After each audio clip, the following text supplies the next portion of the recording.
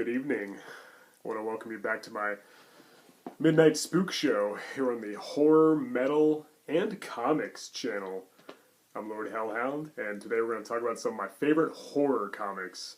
Just a quick disclaimer, I'm not going to count anything that was based on a movie, so none of the Freddy vs. Jason vs. Ash, or Army of Darkness, or Halloween, or Hellraiser. No comic books that are based on movies. I talk about movies all the time. Let's go ahead and mix it up. So, in fact, let's go ahead and narrow it down to horror anthology comics. Comics that consist of, compilations. A number of, tales, different tales, usually told by a horror host, some kind of keeper of ghastly tales of terror who tells the story and a lot of times makes bad horror puns. That's what I like. I grew up reading those comics. I grew up up in the mountains where there's nothing to do in a southern suburban town in the woods, and so all I did was watch movies and read comics, and I grew up reading a lot of these, so let's go ahead and count down my top 10. And once again, these are all going to be horror anthology comics, narrowing it down, so not just any horror comics. So they're going to fit that certain format. So let's go ahead and begin. I'm not going to do any honorable mentions either, except for maybe shock suspense stories or Secrets from the Haunted House, Secrets from the Sinister House. There's way too many. There's so many good ones. I could be here all day. So let's just go ahead and get that out of the way. And go ahead and start with number 10, which would be Uncanny Tales from the Grave. It's a really good one. I don't have a whole lot of these, and I didn't actually discover this one until slightly more recently. I didn't grow up reading these anyway. I got into them a little bit later when I was older, but they're pretty good. Pretty spooky, set a good creepy mood. I dig them. Some pretty good stories here and there. Not the best, but pretty damn good. I'd recommend it. Uncanny Tales from the Grave, that's by Marvel Comics. Next we have The Many Ghosts of Dr. Grave, one of the many Carlton comics. Or is it pronounced Charlton? I've heard it pronounced both ways, so I don't know. I'm just going to say Charlton, because it does have an H in it, so I'll just say Charlton Comics, even though it might be Carlton. Correct me if I'm wrong, but it's not important. The Many Ghosts of Dr. Graves is a really good comic. Dr. Graves tells some really awesome, creepy stories, really ominous, eerie setting. That's what I like. I like a good, creepy mood. It's a graveyard at night with, you can hear wolves howling in the background, and owls hooting, and a full moon, and mist, over the ground, and old dead trees. That's what I like. Just build a mood. You hear moaning, the wind howling, nobody has to die, nobody has to get dismembered, and blood and guts, and beheaded, and, mangled up and mutilated. I like that stuff too, but in a different way. I don't like gore and blood and guts as much as I do just a good, creepy, ominous mood. That's some of the stuff you'll find in The Many Ghosts of Dr. Graves, something about Charlton Comics. Good stuff. Check it out. Number 8. The aptly titled Ghosts. Get straight to the point. I have a bunch of these. This is the earliest one I have. Issue 30. Very, very, very, very good. There's a really cool story on here. I love that cover art with the ghost train. Yeah, really good stuff. Really good, creepy, suspenseful stories. Nothing too shocking or too disturbing. I'm pretty sure this was after the comics code had already been invented. A bunch of holier than thou suits sitting around saying that these horror comics cause juvenile delinquency, and all the kids reading grow up to be maniacs. Hey, I grew up reading these comics, and it turned out just fine. But anyway, Ghost is a great comic. Definitely check it out. And it does suck that it was post-comic code. At least I'm pretty sure. At least all the issues I have were anyway, if I'm not mistaken.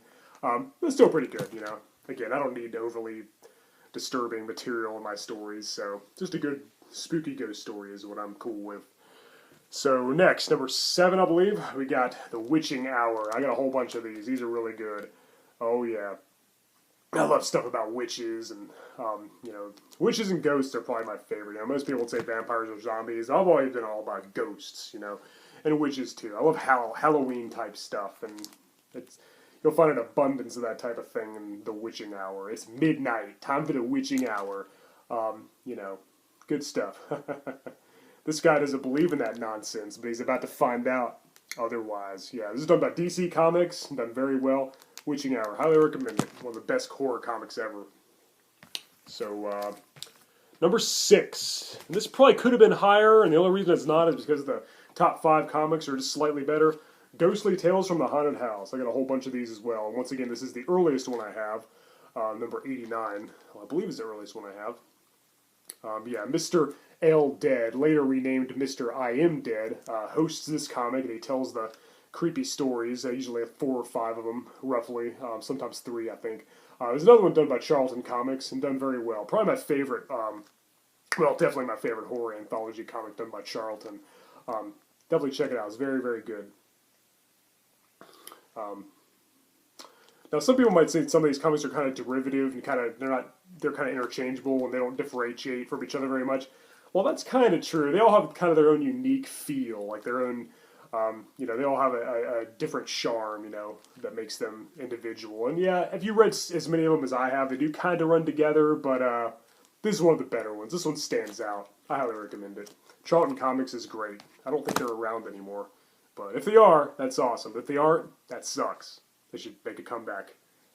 I haven't read any recent Charlton Comics anyway. Maybe I'm wrong. I don't know. Number 5, the top 5. House of Mystery. Oh, yeah. Done by DC Comics. Yeah, this one used to be in better condition, but unfortunately I had a cat, a new kitty, several years ago that actually took it all the way out of the plastic. I don't know how she got out of the plastic and started clawing at it. That's why there's some holes in it. So, yeah, it sucks. This is my earliest one, issue 232. Now, what happened with House of Mystery is, originally, it did start out as a horror comic, and it actually did feature recurring themes, like the title, the namesake, the House of Mystery. The house actually did make an appearance, and was usually the setting for a lot of the stories, which was cool. But then, later on, it became a superhero comic. It was more, the big superhero craze became more about action. It did all the Dial H for Hero and all that stuff. I wasn't as big a fan of that era. It still definitely has a special place, and I'm glad they did that. But I'm really glad they went back to horror. And then in issue 145 or 146, I think 145, they went back to the horror format, if I'm not mistaken. And then 146 was the one that introduced Cain, the host, the one who tells the stories. And then they came up with Abel, his brother, Cain and Abel. And Abel would narrate its sister comic, the sister series of House of Mystery, House of Secrets, which is also really good. I recommend that one too. I like House of Mystery a lot better. I like Cain's storytelling a little better than Abel's. And he seemed to have inspired Wolverine's hairstyle too, possibly. I don't know. But House of Mystery is way better, and I read a lot of those growing up. I have a whole bunch of House of Mysteries. I actually have more House of Mysteries than any other horror comic on this list. That and Ghostly Tales in the Haunted House. Alright, so number 4, getting down to the nitty-gritty. Now, technically I'm cheating on this one because it's technically a magazine. I'm going to go with Creepy Magazine and Eerie Magazine. I know you saw some of the trade paperbacks over there earlier, the intro of this video. So yeah, technically I'm cheating. I'm just going to say Creepy and Eerie, both of them as a package deal. Creepy came first, and then they created Eerie, which was its sister comic. And they're not very different. They're kind of interchangeable, which is why I'm giving them the same slot. But yeah, this is actually one of the newer ones. Where will you hide when the Hellhound comes? Yeah. Why does that sound familiar? Who knows? But anyway, yeah. So again, I can't am cheating. It's technically a magazine, but I promise it's the only magazine on this list. That and Creepy and Eerie Magazine. I don't think anybody's gonna be so pedantic that they're gonna say that's a magazine. This doesn't count. This video sucks. Yeah, at least I hope not. I hope nobody's gonna be that pretentious. So, but it did kind of go for more of a comic book format later on, and it went from the early '60s to the mid '80s. I believe the last official comic of the original run was in 1984. And I remember that one was a little more, the later one's a little more adult. Uncle Creepy, who hosted this comic, Cousin Eerie was the host of the Eerie magazine, for the record. He was like an old man. He kind of looks like the Creep from Creepshow 2. Not the one from the first one, but for the one from the second movie, Creepshow 2. He'd host the story, and some of the later ones, he would kind of cuss out the reader a little bit. He would call us bastards and stuff, and then some of the stories took on a more sexual, more adult kind of tone. And the reason for that is because they didn't have to worry about the comics code because they were a magazine and not a comic book. So, little history lesson there. So, yeah, magazines have to worry about that shit. But it's actually the top 3 comics I'm going to talk about that were mostly responsible for the Comics Code, which consists of the people saying, these comics are bad for kids, they need to be banned! You know, the same people who got Silent Night, Deadly Night, and other movies like that taken out of theaters. It just made us want to see it more, so it had a adverse effect. It was counterproductive. All you angry parents, shame on you. Anyway, now we're down to the top 3, and I think you already know what they are. I'm not even going to beat around the bush. Number 3, of course, is Haunt of Fear. Number 2 is Vault of Horror. And number 1, is there any doubt, Tales from the Crypt. And I probably should have given these all the same slot, because they're a package deal. They all came out at the same time. It was almost like getting the same issue of... I'm sorry, it was almost like getting 3 different issues of the same comic each month. But yeah, they had the original run from 1950 to 1955, done by EC Comics. Tales from the Crypt was, of course, hosted by the Crypt Keeper, who, of course, was also played by Sir Ralph Richardson in the 1972 movie the same name, and then later voiced by John Kazier as the animatronic skeletal zombie puppet in the awesome TV show the same name. Yeah, Crypt Keeper. Gotta love it. You know, and he had kind of a campy, over-the-top, tongue-in-cheek way of telling the stories, especially in the later issues. And then he started making the bad horror puns, which I just love. I love that stuff. I eat it up. And there's countless imitators. Pretty much every comic on this list owes a lot to Tales from the Crypt. This one came out first. It was originally called Crypt of Terror, and I believe it took over the numbering system from another comic called Crime Patrol. So the very first issue is actually like issue 17 or something, or 20 or something. But then when they started reprinting them in the 90s, the original run was 1950 to 1955. They started reprinting them in the 90s, and then they gave them kind of more correct numbering. They started with number 1 and so on. But it makes it kind of confusing, nonetheless. And then they reprinted them again as like compilations, and then they had yet another numbering system, and they kind of skipped around and so back and forth. So it's really, really confusing. So if you collect these comics, you'll know what I mean when I say it's kind of a headache. So yeah, Tales from the Crypt, hosted by the Crypt Keeper, EC Comics, Vault of Horror, hosted by the Vault Keeper. Oh yeah, he's just as awesome as the Crypt Keeper. Really cool guy. I'd like to chill with him sometime. I'd like to chill with all 3 of them.